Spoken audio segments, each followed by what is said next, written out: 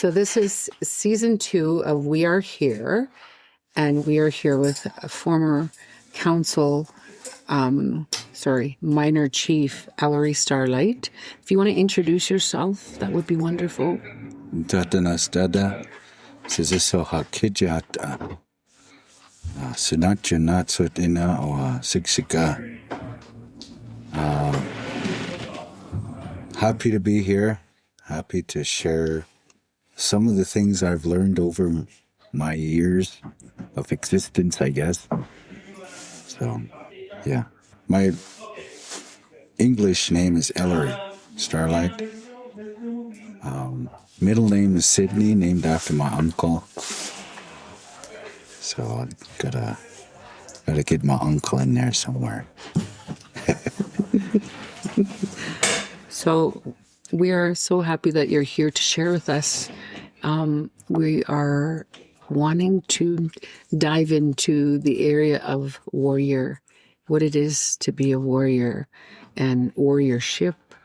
And historically, maybe if we could start off with your understanding of what does that mean as a Tsuut'ina Nations man, and the role that you've been in, many roles.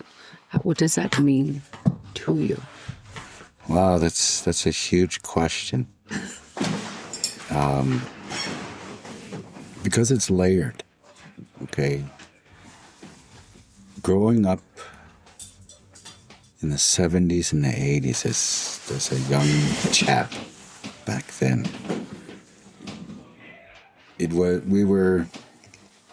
as a young boy, we had a lot of oversight on us.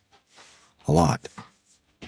From our uncles and from our grandpa's father, even just people in the community. So we were surrounded by legends, I guess, in our eyes. And that kind of oversight, it kind of points you some kind of direction, whatever that was. You had to draw in from what they're teaching you, how they're trying to, portray how to be, not to be a man, but what your role is. What they see is correct. And with that time with the uncles and all of them, you get that you start to notice how they are as humans and how people react to them, and how people revere them or even criticize them. Okay, so we're exposed to that as young people. And some of us, we don't take notice. And, no, sorry, I shouldn't say that. We don't take as much notice as maybe we could. Because, when you get in as a child into a teenager, your mind changes. Okay? It's a whole different world. You're changing and you're trying to adapt. You have your tendencies, you have your habits, you have your desires, but then you have something there that regulates all that they try to help you understand as responsibility. So that's kind of where the molding of the trail is. So when you're talking about trying to be a warrior, some of our uncles and overseers would, say, this is how you can be a warrior. Do lots of prayers, ceremonies, get involved in your culture.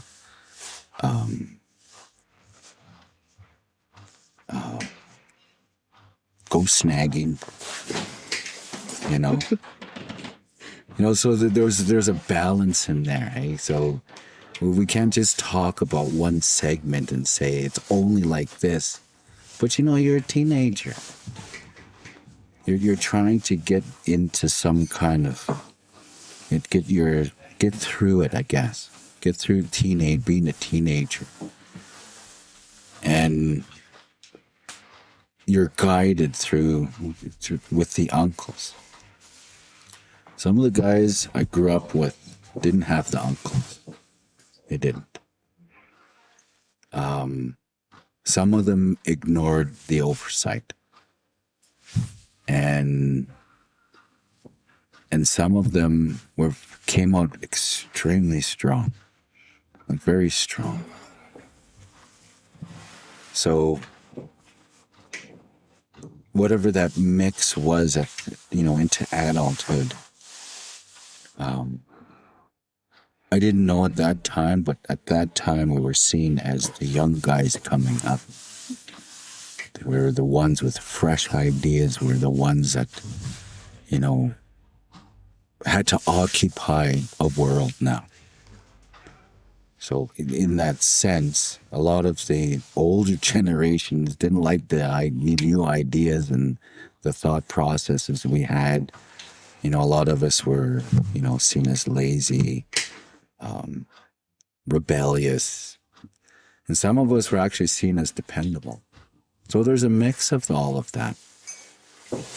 And when we grew up together, one of the things that was apparent was competition, competitiveness.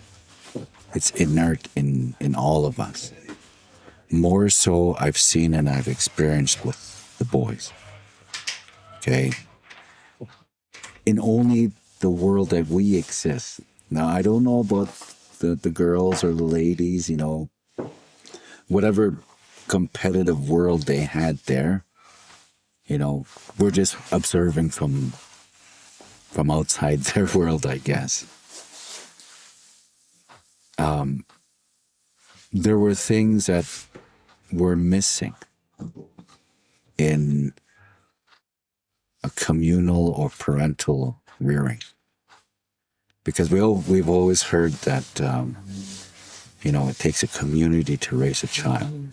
Okay, so that sense was brought on us by our parents. Bruce and Deanna, they were very adamant on making sure that we were exposed to not just the goodness, but the badness of our uncles. Okay? There's a balance there. Maybe one day my uncle might be mean to me. Just outward mean. Whatever, he'll say anything to me or my brothers and I, and we go through that. We try our best to handle. Then next thing, most times my uncle is really good to us. Just teaches us, depends on us. That's just not just one uncle. All of our uncles. They're very informative on things we should be doing. But the balance there was not the uncles. The balance there was the women in the family. Okay, they were the ones that, we have to depend on what to look for in a warrior. Okay? So back then, in the 60s and 70s, I couldn't get on a horse and go chase a buffalo. Okay, I couldn't do that. Or I couldn't corral them and, make a buffalo pound. But the spirit of that was what survived. Okay, and whatever way it looked, there were still remnants of that idea that many of us tried to aspire to as young men. Okay, I remember some of the guys that I grew up with. They're bullies. Okay, there isn't a world in here that does not have bullies. Okay? And I don't care where you grow up. There's always a bully. There's always someone there that puts their chest out and, manipulates their environment. And the way we dealt with it back then,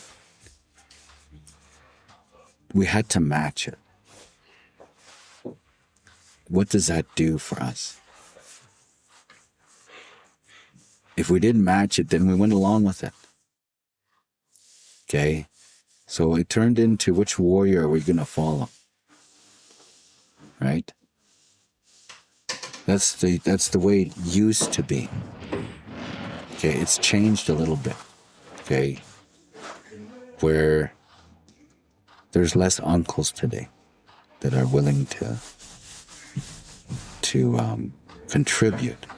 They're willing to contribute, a lot when,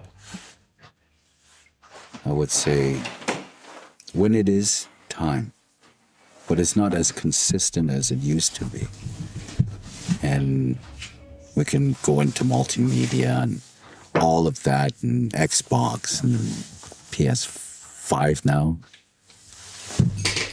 And you got to remember too, in the 90s, there was a PlayStation, right?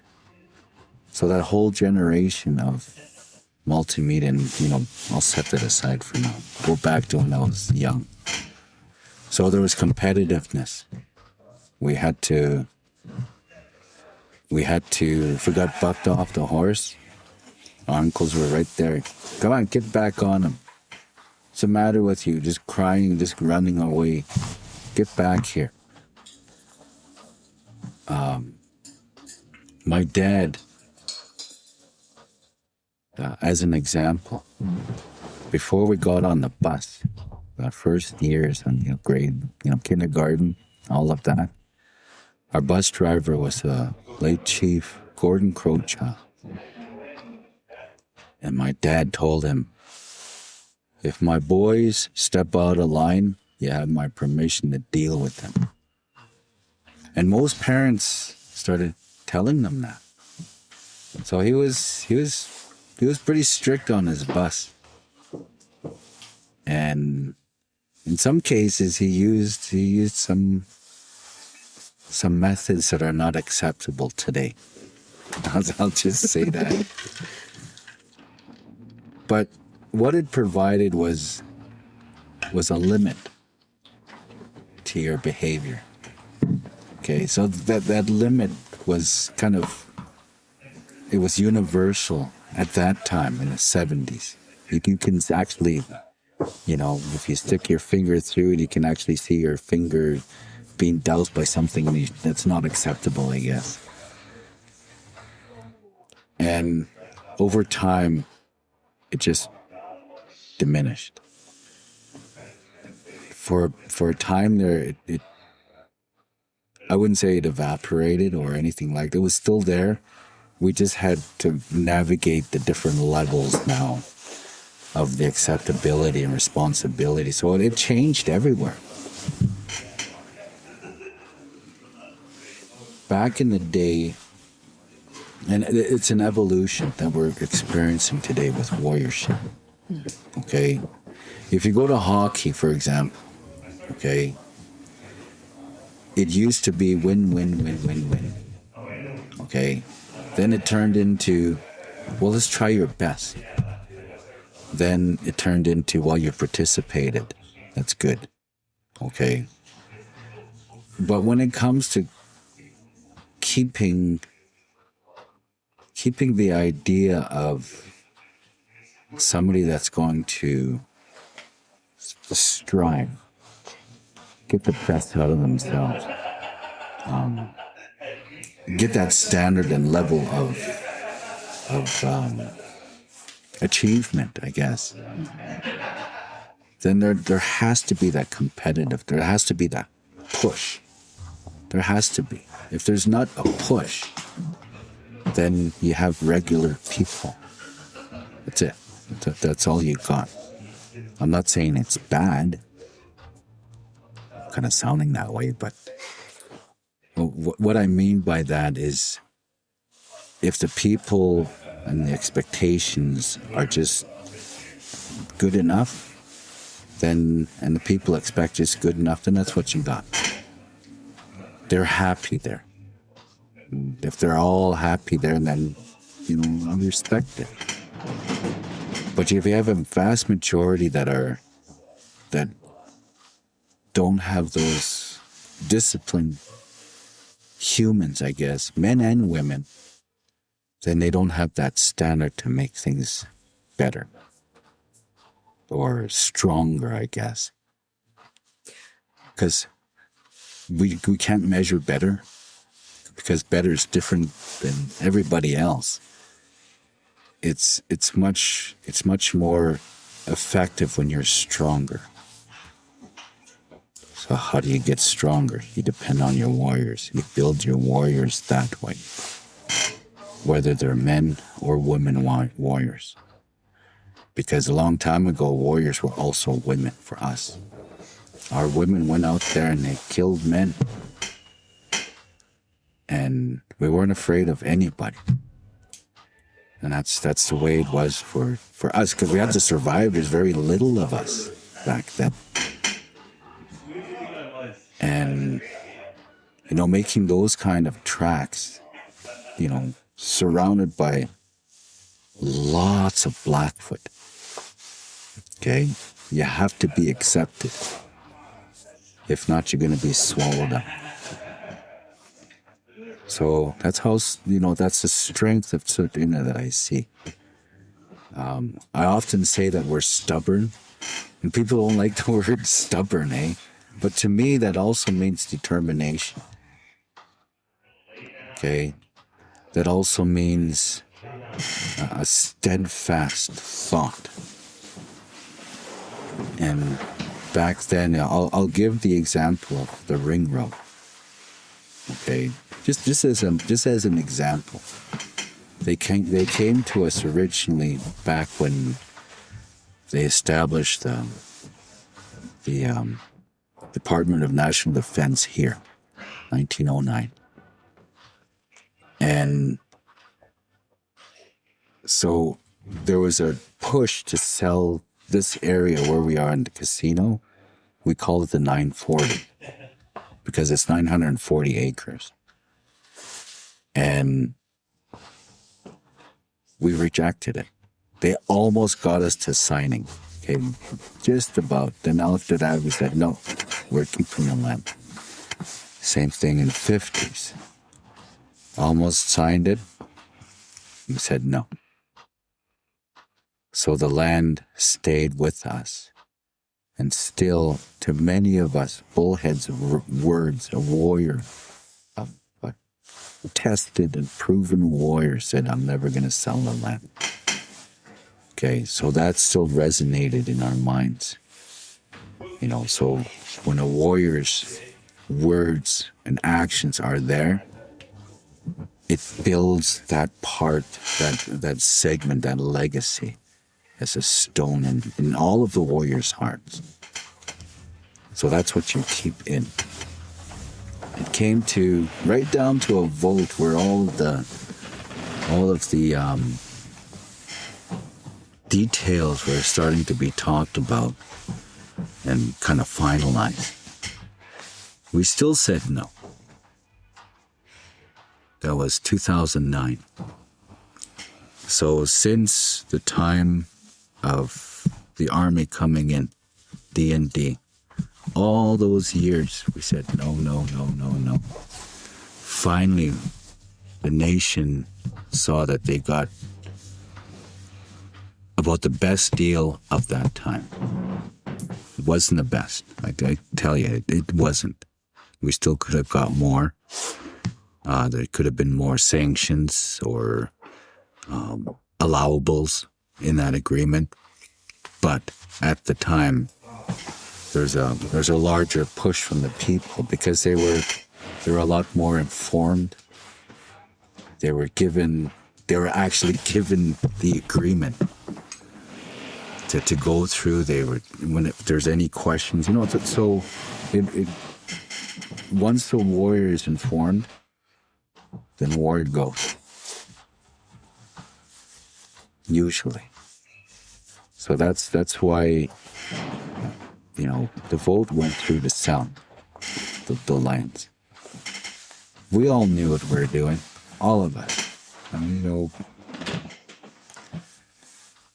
if there was a full disagreement, 100%, with no caveats, I don't care, I'm a warrior, then that person would have never taken that money. So that's another standard that's set now. So all of these things, talking about what does it mean to be a warrior, there are some limits and responsibilities that are laced in that question. Yes, you do, as a warrior, you always talk to Creator all the time. You affect people around you in a good way, okay? And if something goes wrong, then after a lot of time of thinking about it, or immediate, whatever that is, you speak up. You say something. And that warrior also has to be ready to put their whole life on it. Okay, so whatever that is. There's lots of examples of warriors here in Tsuut'ina. Lots. And we have a lot of criticism on those particular people that bring them down. But if they stay up and they don't change that's a warrior right there. Whatever the cause, whatever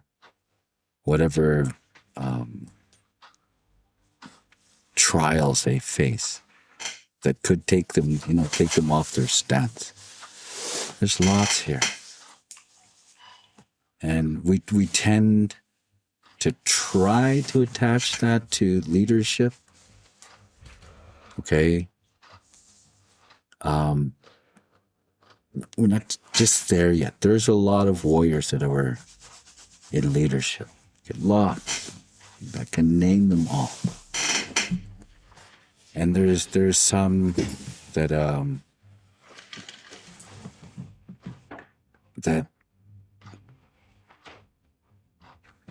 could do better.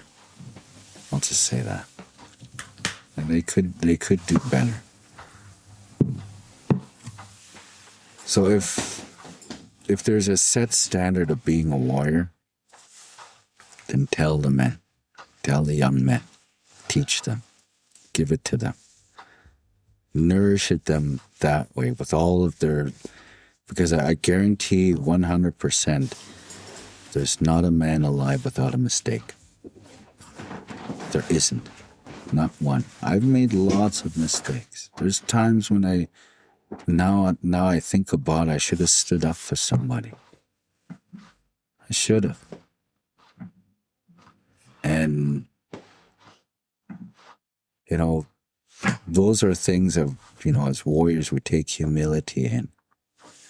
Recognizing the humility, recognizing what your limits were and how you're going to take that bar and not do that again.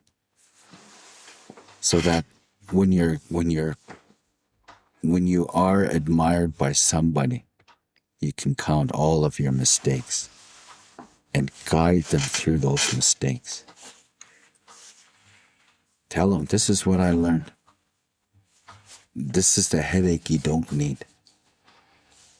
This is also the stance that you have to be taking in order to be, not only remembered, but listened to. Because a warrior is supposed to look after their camp. That's the main thing. The warrior is supposed to look after the lifeblood. Okay, protect it. make sure that that lifeblood continues on its journey as an organism, I guess. A warrior is to provide, whatever way that is. For me, I don't have a job, but I have enough knowledge to keep myself going.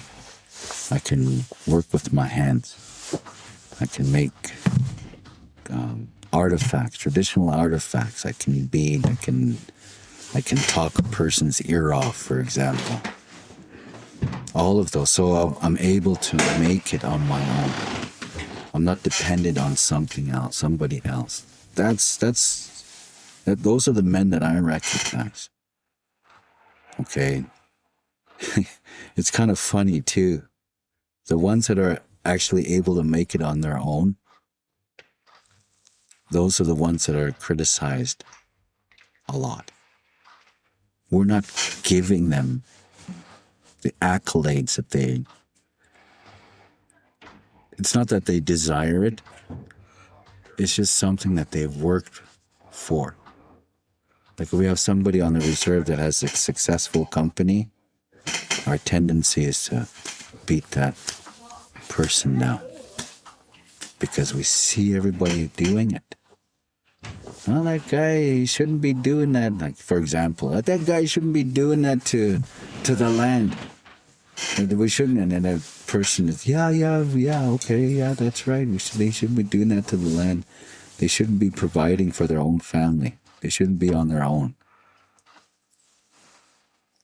So society has, the local society has its own, how would you say, its own checks and balances against the warrior.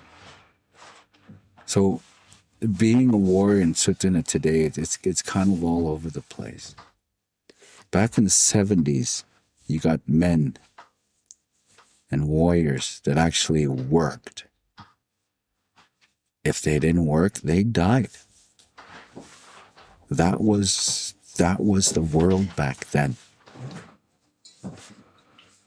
And so, yeah, I'm kind of rambling on. No, that's good, because that to me brings me to my next question, is that you're talking about that organism and about how warriors help to, protect that camp or that family or that, So now that that's changed, some men, warriors, that were maybe warriors and something happened maybe, and it's like some women have had to come in, or maybe they always were a warrior, but they just... So what do you think about how that's changed the family structure, where some First Nation women have asked, especially because I was born in the 70s as well, where have our warriors gone? Some of them. From my studies, my first studies, when I was asked to help develop peacemaking, okay, I sat with the elders. Okay, they were the ones that guided me. I could never develop something without them. Okay, part of that was interviewing them and asking them how did things change? Where was it? What was that one thing about? And I'm only guessing, about 20% of them said residential schools. 20%. Why didn't they all say it?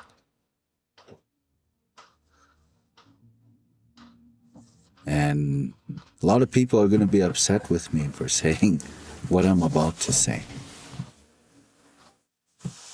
Residential schools put our mindset where it is in the from the onset of residential schools to about the 70s or 80s. Okay, there's that mindset, and they worked the kids to the bone. Okay, There was a work ethic there. I'm not saying it's good. I'm not saying it's bad. But everybody had that work ethic.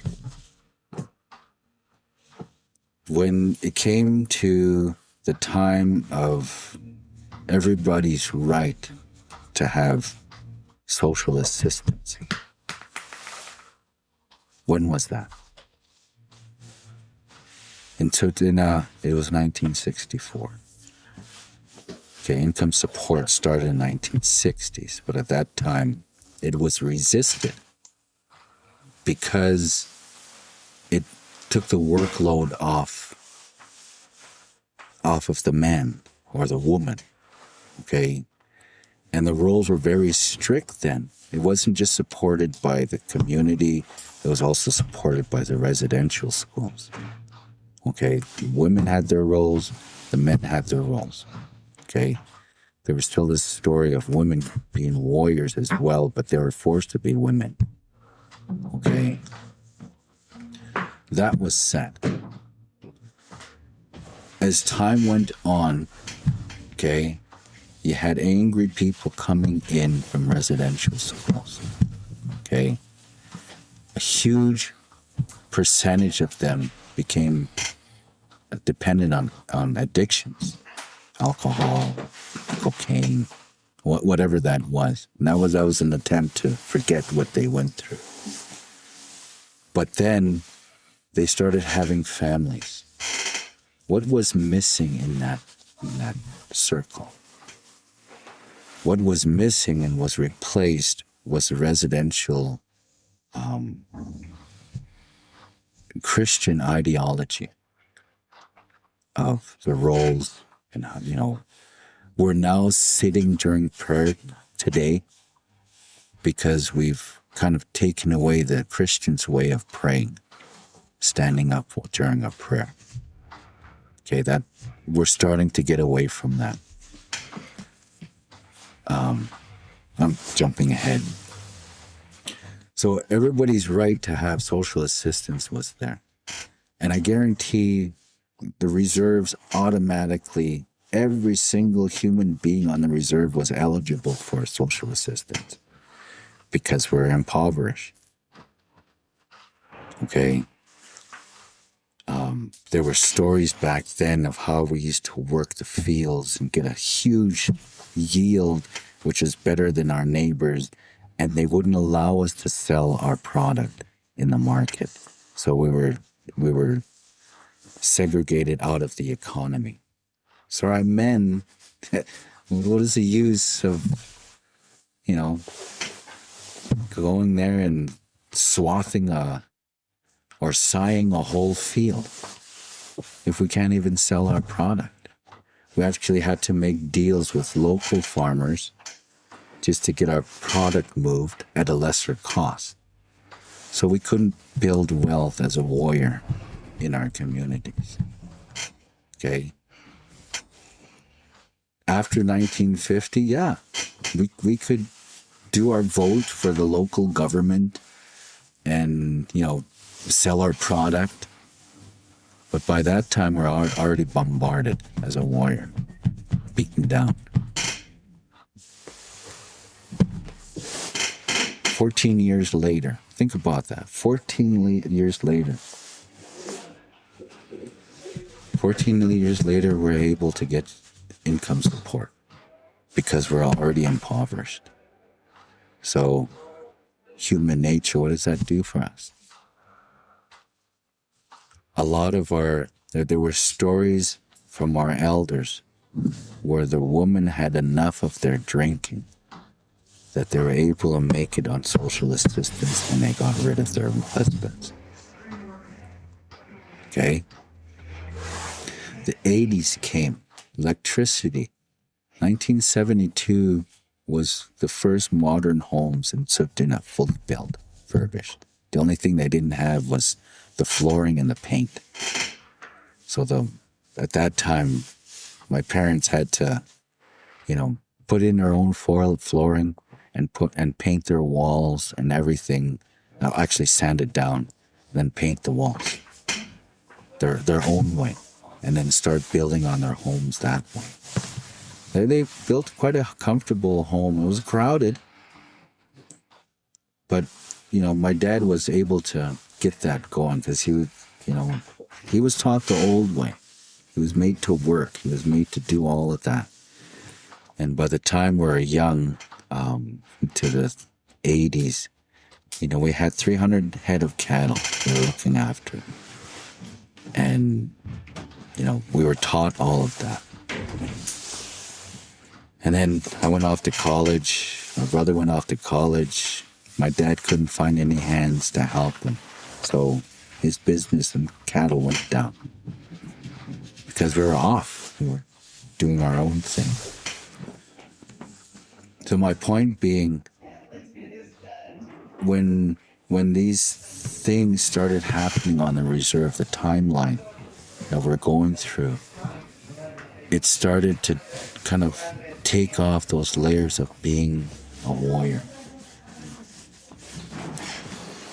And, the expectation of what a warrior should be didn't just come from the community. Who did it come from? It came from the women we were attracted to. Okay?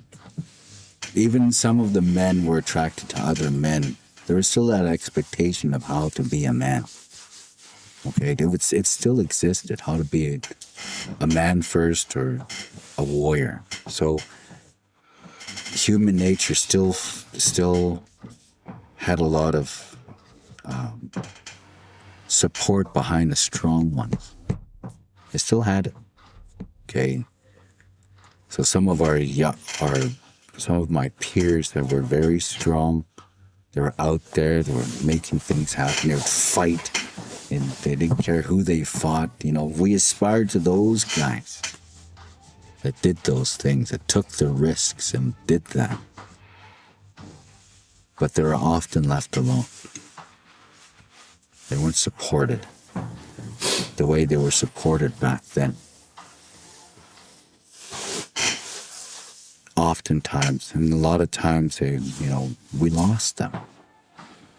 They were strong. I was very proud of those guys, even though sometimes they were bullies to me. They were still out there fighting in a fist fight the other tribes. Still, being tough and all that. And then after that, it changed. Connectivity between humans started to be more prominent in our society. And we're at the time of kind of muddy waters, but we still have a good sense of what a warrior should be. We still have that. How they should, not just how they should look, but what they should be doing. Okay? And we have a lot of young people that are that way now. So now, as an older guy, I don't know if I'm seen as a warrior. I do have a number of victories that I can hang my hat on. But it's ours as a warrior, if we're called that, to support the other ones that are coming up. One of the misconceptions we have is that a legacy is more important than action. And we have to balance that. Long time ago, they had that. Okay? In ceremony, when I see our elders, in the real ceremonies, you look at it, the elders are there. They know they can't fight anymore. So what do? They empower the young ones. That's what they do. That's what they're supposed to do. Give them all the lessons, help them along, guide them, if they're going to hold a pipe, if they're going to go through that. Then the warriorship is not just about standing up. It's about affecting the world around you so that your kids and your community can survive and pass it on. Not make yourself more important than everybody else. So that being said, when you're looking at, does gender play a role in any of that All of it. now? All of it. It should always remain that way. Gender should always be there. Your choice of gender, that's up to you. You know, if you're going to be adamant on, like, if I was to be adamant on being a woman, okay, I'd better be a warrior than being a woman, right? But I'm not going to choose that. That's not my choice. But there's also something that we have to realize. A long time ago, we did have the ones that were wanted to be a different gender. Okay, it was apparent in all of every single. I don't care what kind of society you have. I don't care. There's always somebody or a group of people that are different. That's just the way it is. But, and for example, if a woman chooses to be a man and become a warrior and do all the ceremonies and everything, get themselves a wife and, you know, provide for their family, and that's what they'll do. Let them. Maybe they'll save my life one day. Maybe.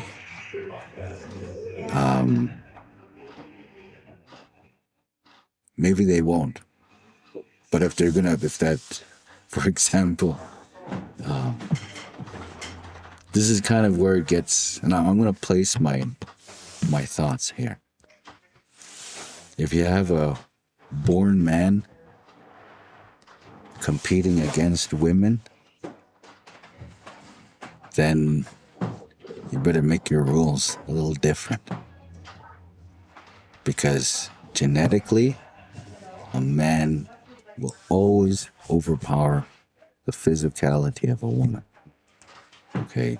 Not in all cases. Some women are way stronger than men. I'll give you one example. Okay? One example. When my parents started off young, my dad was cutting down logs. Everybody was logging. My mom was right behind him, delimbing those trees, hauling them out. That's how strong they were. So both, you know, and that was a kind of an internal competition, I guess, too, because my mom wouldn't allow my dad to quit. And my dad wouldn't allow my mom to beat him. So internally, there's a push there. And so today's society, I accept whatever warrior that's out there. Because there's women out there that are freaking brave. Braver than a lot of men that we have. Brave, like, yeah, I admire their courage. Because this is something that I've accepted. It was told to me when I was young. The most powerful beings on earth are women. Okay? I don't care what kind of race you got. They are the most powerful. The man has to strive just to get to that level of the woman. He has to put up his life. He has to do more sweats. He has to do more piercing. He has to go to more ceremonies and all of that just to almost get to that power. Because if the power of the woman's destroyed, there's no community. That's the way it is. There's a story back in the day where the women and the men were arguing, hey? They were fighting. They were literally yelling at each other. And the men, they said, we don't need you. The woman, he said, go ahead. Go on. All you men, get out of here. So, the men, the men were right. They're the best, they're the boldest and the strongest, and they can, do all of that. So sure enough, they were doing good. They're getting lots of, buffalo. The women were doing just as good. And they had the kids too, okay? And they were hunting. They were doing their own thing. And then the men's side, their clothes became tethered. They couldn't, their moccasins started not being replaced. Their teepees, their hides weren't as good. And they were getting sick and tired of raw meat. They knew the berries and everything, they were able to get that done. But they couldn't survive without the women. The women's camps were perfect, organized. Kids were getting yelled at, of course. But even that, the women still couldn't be without the men. They couldn't be without the balance. But they were strong enough to show the men that they can do it. Okay, and individually, they weren't able to accomplish what a man physically can. But as a group, they were able to show that they were stronger. That's why, there was things that at that time the women demanded of the men. Quit hitting us. Quit being mean to us. We need respect. So every once in a while, there's that test. And it's unfortunate, the effects of residential school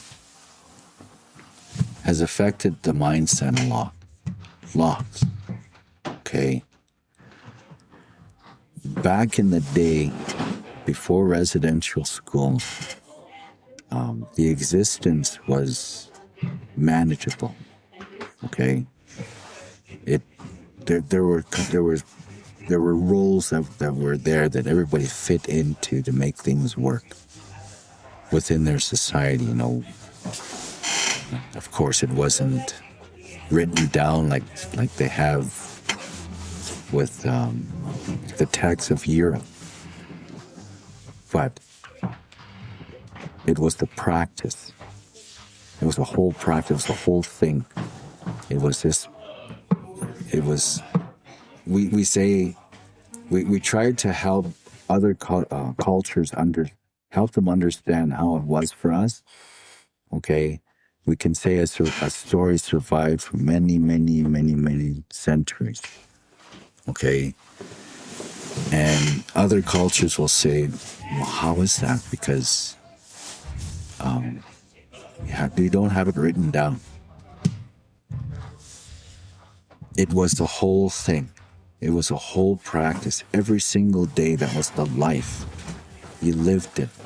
The story was etched in your head. It was etched in your habits. It was etched in the community. It was just there. So it was easy enough for anybody to grow up with that and carry on that message, carry on that stories, all of that. So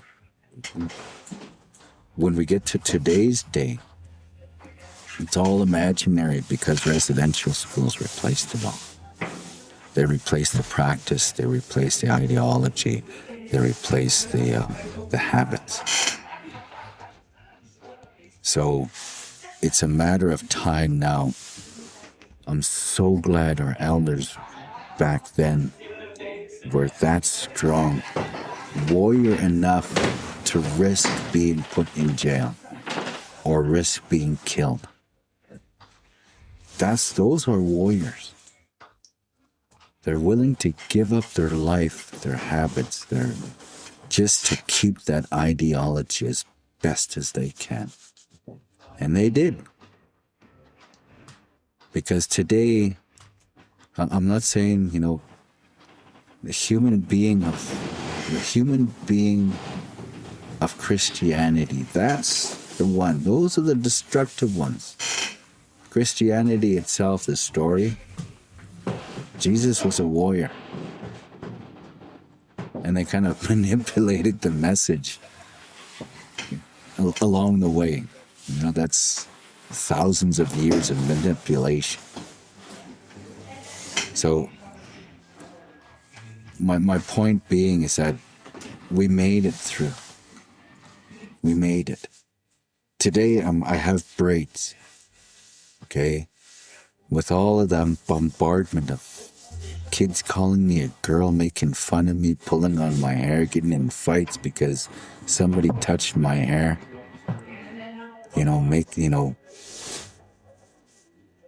I still have my braids. The identity. And the ones that don't have their braids, they have pipes. They're carrying a pipe. They're going to those ceremonies. They're doing the sweats. They're doing all of that. Those are the ones that are warriors. Even the ones that take the Bible and they build a healthy community. Those are warriors. So, in close, for all those listeners that are listening to this and they say, well, how do I become involved in becoming a warrior? What would you say to the young people that are listening to this in the times that we live in? How do they become one? Make up your mind and do it.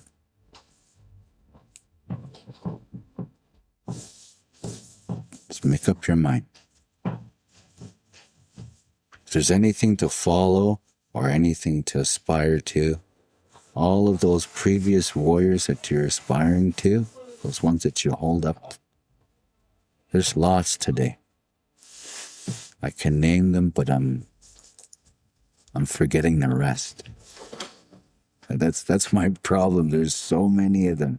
My uncles, those are warriors. They gave me heck. But within all of that, I made up my mind. I said, this is the person I'm going to be. This ceremony, I'm going to do it. I wasn't told to do it. I was encouraged to do it. I just made up my mind and I went. When you're an adult, woman or man, warriors make up their mind and they go. That's it. Never mind trying to... One of the problems we constantly have, for example, and I say this, the pipe is the key to access everything. Why do you have to have a pipe at the age 50? Because most of our elder pipe carriers got them at the age of 20. They got them in their 20s. I don't think people understand that. A lot of the idea of holding a pipe, like for example, is you can't swear for 10,000 years. You can't drink for 2,000 years. You can't curse for, just to have a pipe. That's hogwash. Make up your mind. You're going to have a pipe? Yes. But you're also going to be a human being. They go together. You can't always have a saint with a pipe. It's impossible. Right? Make up your mind. Do it. You'll be okay. So whenever you're making up that mind, all those other things go away.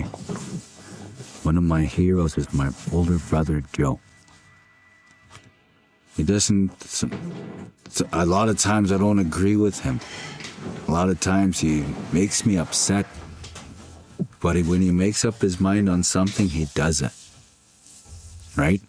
And that's what you aspire to. Those are the things that you look at. Bullhead was given the gun, and he was told, look after the people. He could have gave that gun to somebody else and said, no, you do it. But he made up his mind and he became chief. And he led us through that hard time. And all of these leaders that you see, they make up their mind. So for any young person, make up your mind. Make sure that it's healthy for your family and your people. If it's just for you, then yeah, go do it.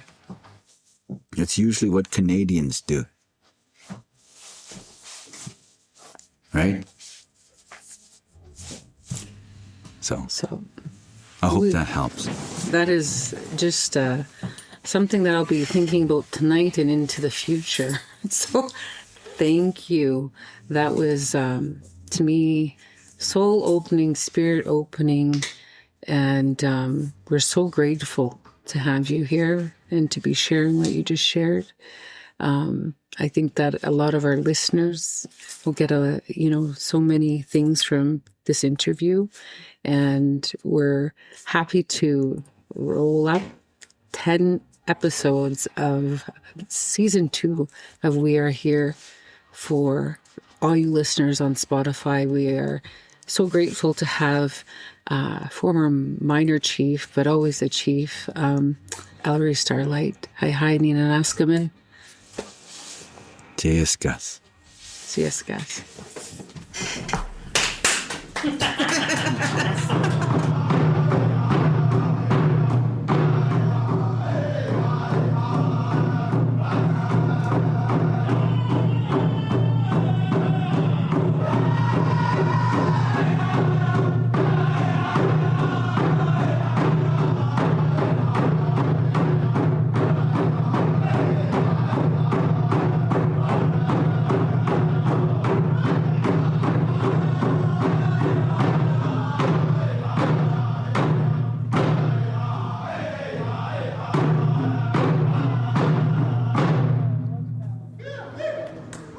Beautiful.